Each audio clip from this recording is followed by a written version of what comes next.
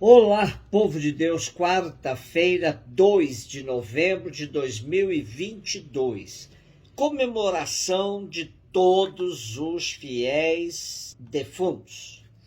A nossa reflexão de hoje é a partir de Jó 19, 23 a 27a, 1 Coríntios 15, 20 a 24a, 25 a 28 e Lucas 12, 35, 40.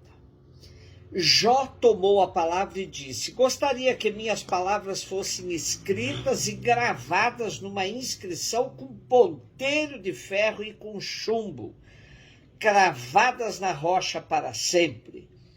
Eu sei que o meu Redentor está vivo e que por último se levantará sobre o pó.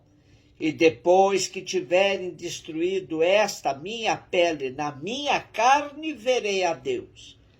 Eu mesmo o verei, meus olhos o contemplarão, e não os olhos dos outros. Conhecemos a história do justo Jó, que foi tentado pelo Satanás, que procurou de todas as maneiras fazer com que Jó blasfemasse contra Deus. Tirou-lhe toda a riqueza, a família e até a sua saúde.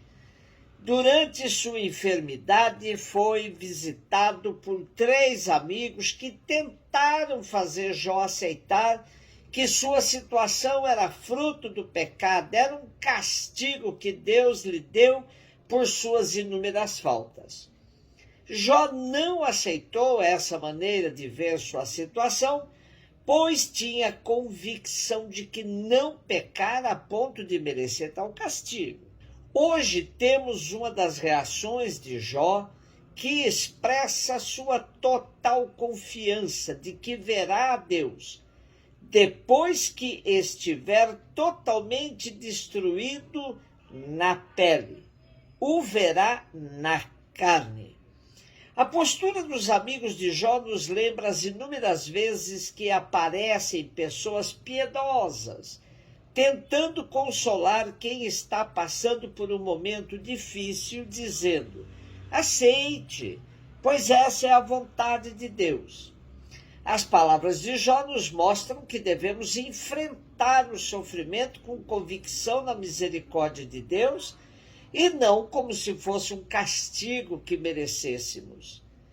No meio do sofrimento, vendo-se às portas da morte e trespassado pela solidão, Jó compreende que Deus é o seu Redentor, aquele parente próximo que, segundo os costumes hebreus, deve comprometer-se a resgatar a sua própria custa ou a vingar o seu familiar em caso de escravidão, de pobreza e de assassínio. É a tradicional concepção de Deus como Goel, o vingador ou redentor. Jó sente Deus como o seu último e definitivo defensor, como alguém que está vivo e se compromete em favor do homem que morre, porque entre Deus e o homem há uma espécie de parentesco, um vínculo indissolúvel. Jó afirma-o com vigor. Os seus olhos contemplarão a Deus com a familiaridade de quem não é estranho à sua vida. 1 Coríntios 15, 20 a 24a, 25 a 28. Irmãos, Cristo ressuscitou dos mortos como primícias dos que morreram. Com efeito, por um homem veio a morte, e é também por um homem que vem a ressurreição dos mortos. Como em Adão todos morrem, assim também em Cristo todos reviverão. Porém, cada qual segundo uma ordem determinada. Em primeiro lugar, Cristo como primícias, depois os que pertencem a Cristo por ocasião de sua vinda. A seguir será o fim, quando ele entregar a realeza a Deus Pai, pois é preciso que ele reine até que todos os seus inimigos estejam debaixo de seus pés. O último inimigo a ser destruído é a morte. Com efeito, Deus pôs tudo debaixo de seus pés. Mas, quando ele disser, tudo está submetido, é claro que estará excluído dessa submissão aquele que submeteu tudo a Cristo. E quando todas as coisas estiverem submetidas a ele, então o próprio Filho se submeterá àquele que lhe submeteu todas as coisas, para que Deus seja tudo em todos. A questão da vida depois da morte foi um tema recorrente nas primeiras comunidades. Aqui Paulo procura tranquilizar os cristãos de Corinto, revelando que Jesus é o Senhor da vida e tem total poder sobre a morte, o último inimigo da humanidade. O apóstolo se refere a dois estados da humanidade: pecado e morte por um lado, graça e vida por outro. O referencial do primeiro estado, ou seja, do pecado e da morte, é Adão. Já a referência absoluta da graça e da vida é o próprio Cristo. A partir do pecado existem na sociedade forças e estruturas que invertem o destino humano, desagregando, pervertendo e até mesmo levando a humanidade à morte. Cristo foi morto por essas estruturas, mas Deus o ressuscitou e lhe deu o poder de destruí-las. Após vencer essas forças, também a morte será vencida. Então o triunfo será definitivo. Unida a Cristo, a humanidade estará de novo submetida a Deus e o reino de Deus se manifestará completamente. Lucas 12, 35 a 40. Disse Jesus a seus discípulos: que vossos rins estejam cingidos e as lâmpadas acesas. Sede como homens que estão esperando seu Senhor voltar de uma festa de casamento, para lhe abrir imediatamente a porta, logo que ele chegar e bater. Felizes os empregados que o Senhor encontrar acordados quando chegar. Em verdade eu vos digo, ele mesmo vai cingir-se, fazê-lo sentar-se à mesa, e passando o servirá. E caso ele chegue à meia-noite ou às 3 da madrugada, felizes serão se assim os encontrar. Mas ficai certo, se o dono da casa soubesse a hora em que o ladrão iria chegar, não deixaria que arrombasse a sua casa. Vós também ficai preparados, porque o Filho do Homem vai chegar na hora em que menos o esperardes.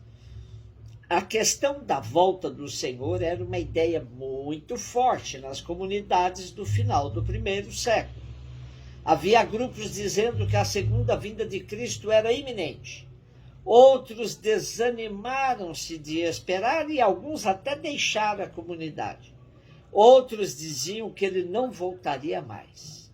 Porém, aguardando a volta do Senhor, a comunidade cristã permanece atenta, concretizando a busca do reino por meio da prontidão para o serviço fraterno. O que fica claro com a parábola de hoje é a imprevisibilidade da volta do Senhor. Ninguém sabe nem dia, nem hora. Portanto, o importante é manter-se atento e vigilante. As parábolas que tangenciam o tema do fim, da escatologia, têm em comum essa recomendação para perseverança e vigilância. Não se pode relaxar o ânimo só porque a volta do Senhor está demorando. Ficar preparados com os rins cingidos, isto é, com a túnica amarrada para que se possa andar mais rapidamente, com as lâmpadas acesas, para que o caminho seja iluminado e não se tropece ao andar, acordado, para que a volta não aconteça em momento de sonolência. São todas recomendações metafóricas para que possamos seguir a vida, assumindo nossos compromissos com o reino de Deus. Não é preciso vivermos assustados ou com medo, se vivemos praticando o bem e a justiça.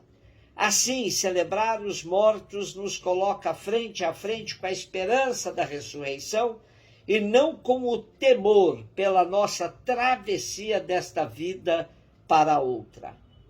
Consoladoras são as palavras do prefácio para a celebração de hoje dos fiéis defuntos. Em Jesus Cristo brilhou para nós a esperança da feliz ressurreição. E aos que a certeza da morte entristece, a promessa da imortalidade consola. Senhor, para os que creem em vós, a vida não é tirada, mas transformada. E desfeito nosso corpo mortal, nos é dado nos céus um corpo imperecível. Esperança na ressurreição e fé no dia a dia de nossa vida. Um beijo no seu coração.